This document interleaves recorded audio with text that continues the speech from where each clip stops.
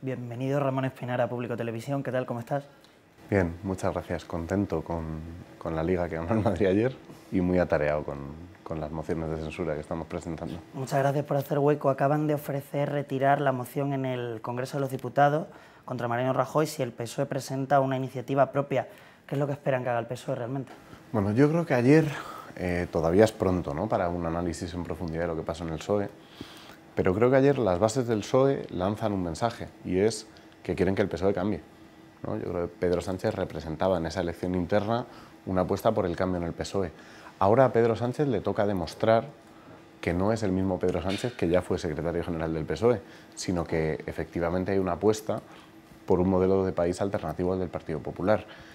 Creo que ese emplazamiento de la militancia del PSOE a nosotros también nos obliga a reevaluar la relación con ellos y, por tanto, no hemos tardado en decir, bueno, nosotros habíamos puesto una moción de censura encima de la mesa para censurar a Mariano Rajoy, que es un presidente del Gobierno, que va a tener que declarar, es verdad que como testigo, por la financiación ilegal de su partido en el caso Gürtel y, por tanto, que no tiene legitimidad para seguir siendo presidente del Gobierno. Y es verdad que esa moción de censura tiene más números y más posibilidades con el Partido Socialista y que el Partido Socialista tiene más diputados que nosotros.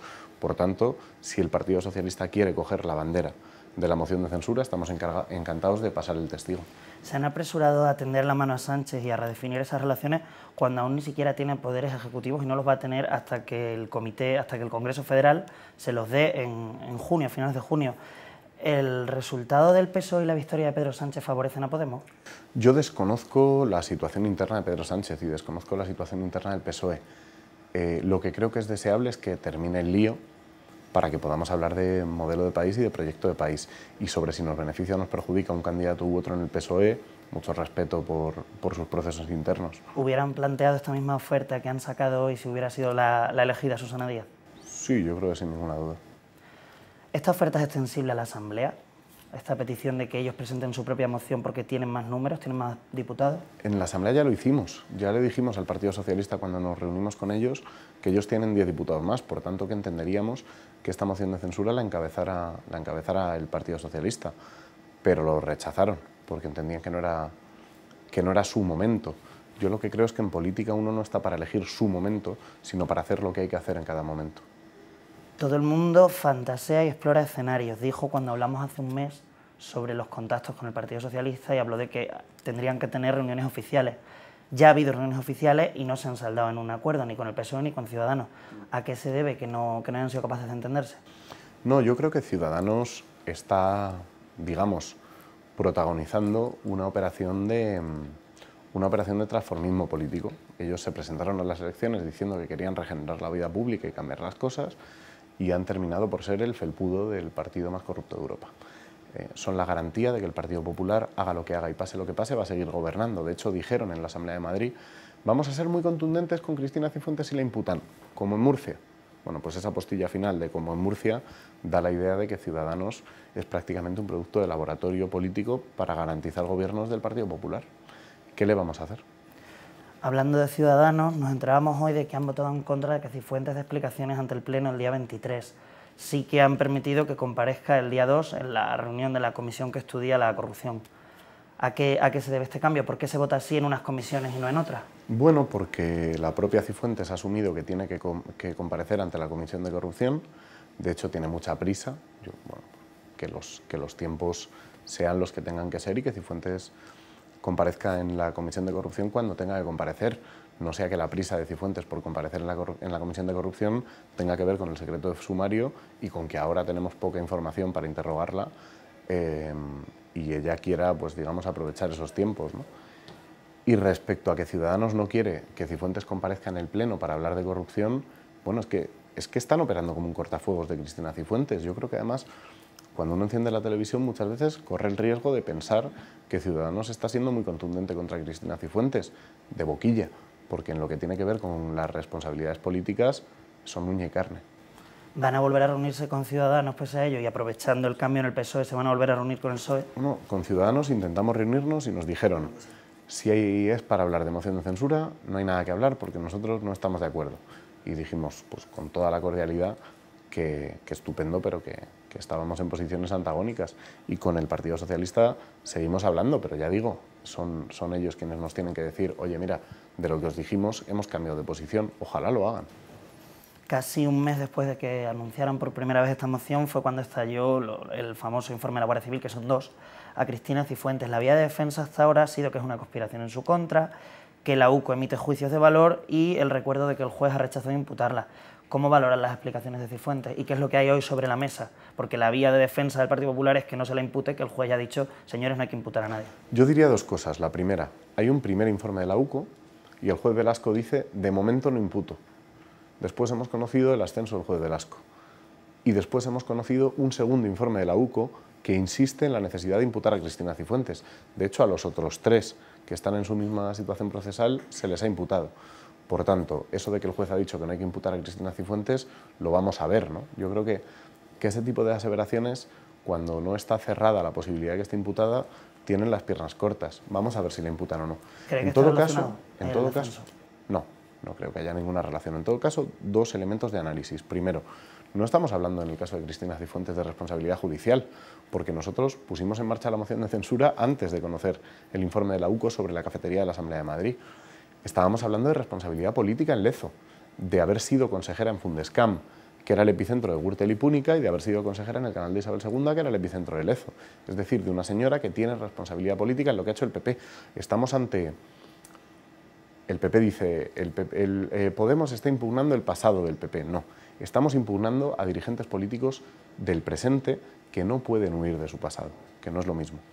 Y segundo, elemento de análisis sobre Cristina Cifuentes. Esta señora ha sido delegada del Gobierno en Madrid y esta señora ha pasado de un discurso sobre el Estado de Derecho y sobre los cuerpos y fuerzas de seguridad del Estado a una especie de berlusconización. Bueno, pues se cree en los cuerpos y fuerzas de seguridad del Estado o no se cree, pero no vale creer en ellos de vez en cuando, y cuando te están investigando y cuando Cristina Cifuentes aparece con un señalamiento grave en los informes de la Guardia Civil, decir que la Guardia Civil trabaja de parte. Eso es una berlusconización de la política, que hemos visto ya en otros dirigentes del Partido Popular, no es nada nuevo.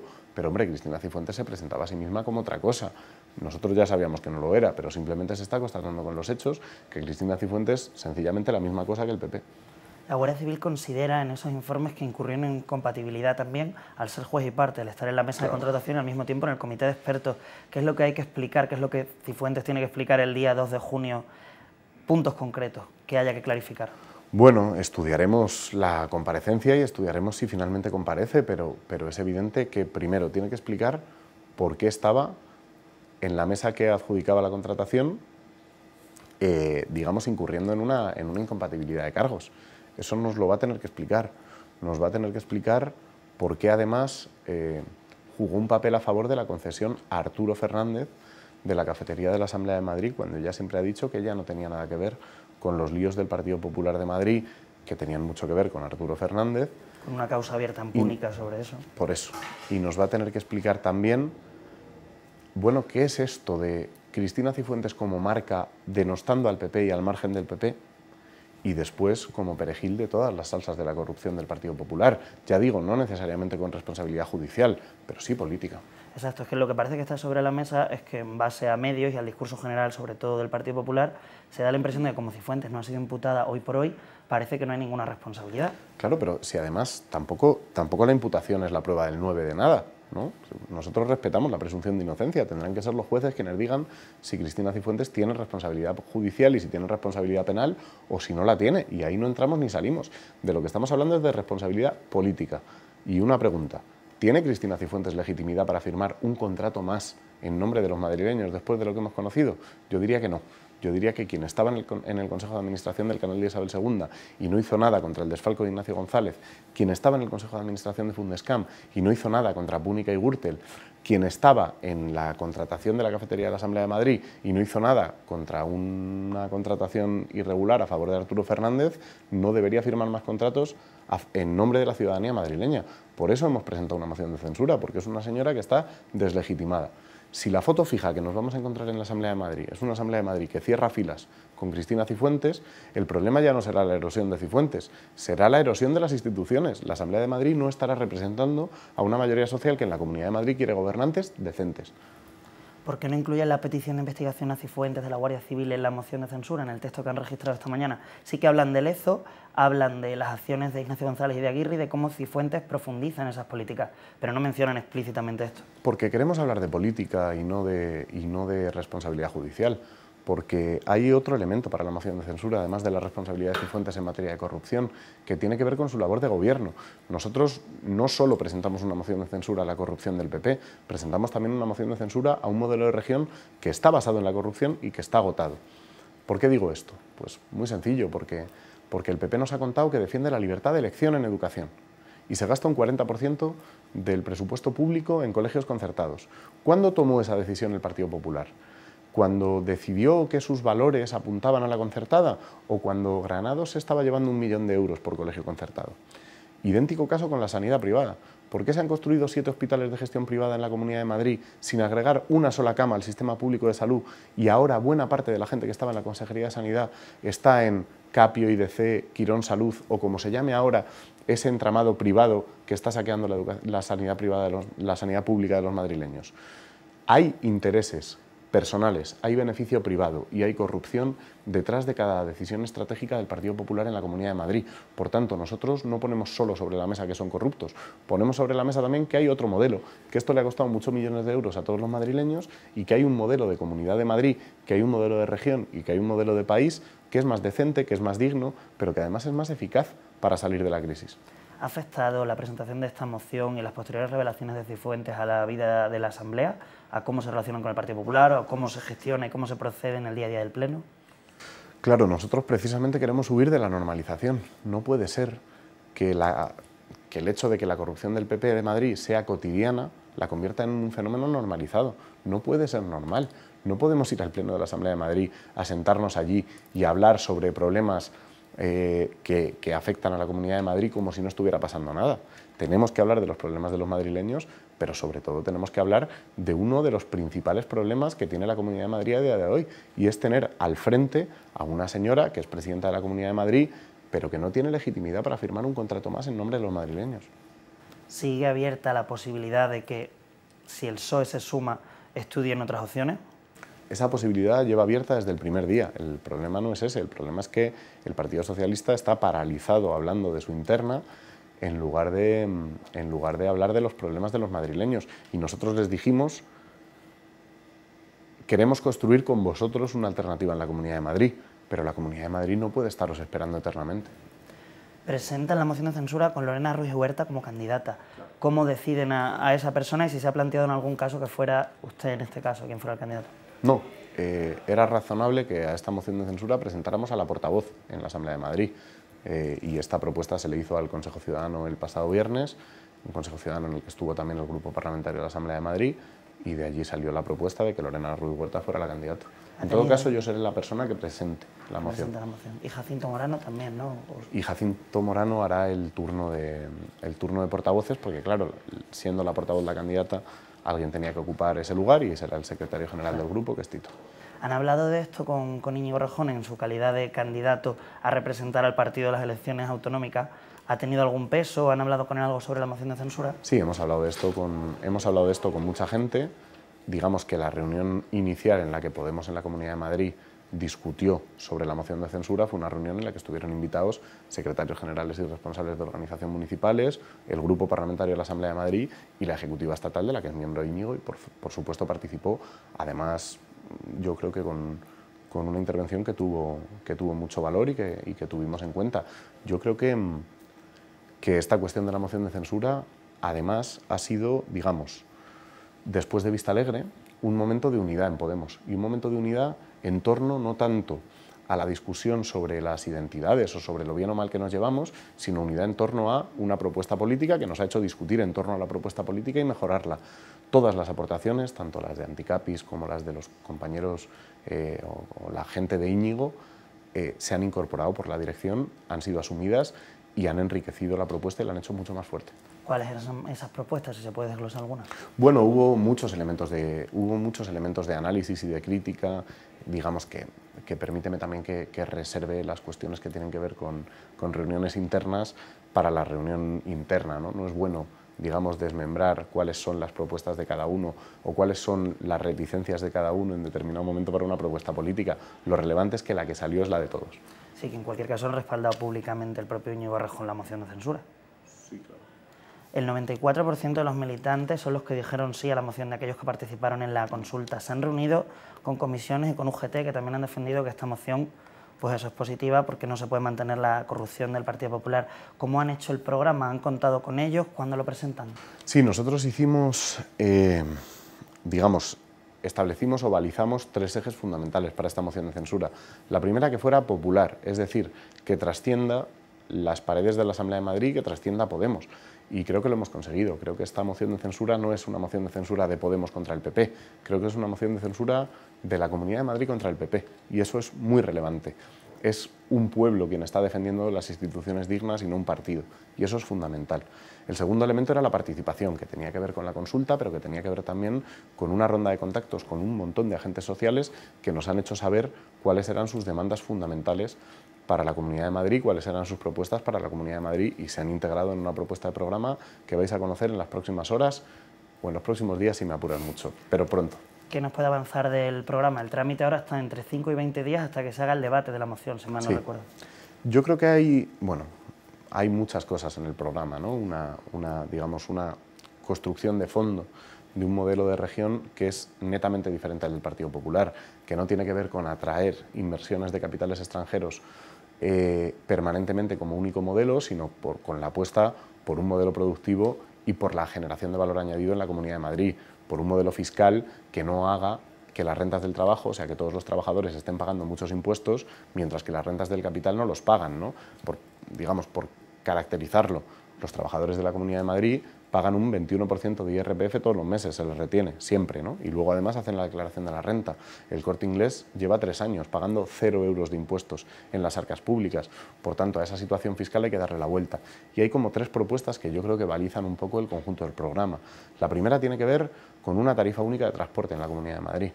No puede ser que uno que es de Fuenlabrada o de Soto del Real pague más que uno que es de Chamberí o de Moncloa por su abono de transportes. Eso no puede ser, por tanto hay que unificar la tarifa.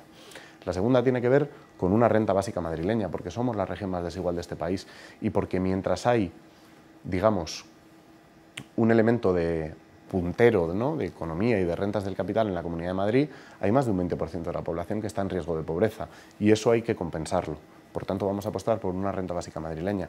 Y la tercera propuesta tiene que ver con la pregunta que te estás haciendo y es ¿cómo la pagáis? Con un impuesto a la riqueza. Es fundamental poner impuestos a la riqueza en la Comunidad de Madrid. La Comunidad de Madrid concentra más ricos que ninguna otra región de nuestro país y a la vez tiene muchos problemas de desigualdad social y para sostener los servicios públicos que están privatizando. Hay que equilibrar la balanza, hay que compensarla. Por tanto, cuando nuestros adversarios nos dicen es que ustedes lo que quieren es subir los impuestos, bueno, vamos a explicarlo bien. Queremos subir los impuestos con un impuesto a los ricos. Pero esto es más o menos el programa de Podemos para las autonómicas. ¿Han añadido algo? ¿Han corregido alguna cosa? No, hemos tenido rondas de contactos con la sociedad civil y hay una actualización del programa. Ahora uno no cambia de valores en 2 años. Lo he visto a veces, sí. ¿Cumplió expectativas la concentración del sábado en apoyo a la moción? Eso que decía de que querían visibilizar que era una moción ciudadana y no de Podemos contra el Partido Popular. Sí, yo recuerdo que una de las primeras cosas que dije en mi intervención fue muchas gracias a los que estáis aquí y no nos habéis votado. Y creo que eso es fundamental. Creo que hay mucha gente que no ha votado a Podemos todavía y que, sin embargo, apoya la moción de censura porque entiende que la situación de nuestro país es crítica y que la legitimidad del presidente del Gobierno y de la presidenta de la Comunidad de Madrid están bajo mínimos. ¿Qué va a pasar si los números que se dan hoy se dan finalmente en los debates respectivos en la comunidad y en el Congreso de los Diputados y efectivamente no salen adelante estas mociones? ¿Cuáles son los siguientes pasos y qué es lo que habréis visibilizado? Claro, yo creo que es fundamental que las mociones de censura no sean el final de un camino, sino la puesta de largo de un proyecto alternativo al del Partido Popular de cara a la próxima convocatoria de elecciones, que es en 2019. Que haya sobre la mesa un proyecto conocido y reconocible de región, que es diferente al del Partido Popular, que es el que encabeza Podemos. El resto de posiciones son posiciones intermedias, muy respetables, pero intermedias entre 2 modelos de región que tienen que elegir. si salimos de la crisis creando puestos de trabajo pero repartiendo precariedad y miseria, o si apostamos por un modelo productivo que nos permita salir adelante con inversión pública, con salarios de calidad y con defensa de los derechos. ¿Y creen que con el nuevo liderazgo del PSOE están más cerca de arrastrar de alguna forma a este partido a posiciones menos intermedias? Yo tengo un cierto escepticismo respecto del Pedro Sánchez que conozco, que es el que ya fue secretario general del Partido Socialista. Veremos si el nuevo Pedro Sánchez, nuevamente secretario general del Partido Socialista, atiende a lo que yo creo que es un clamor entre quienes le han hecho secretario general, y es: el PSOE tiene que cambiar. El anterior PSOE de Pedro Sánchez era más de lo mismo. Vamos a ver si ahora hay una pulsión de cambio en el Partido Socialista. Yo tengo esperanza.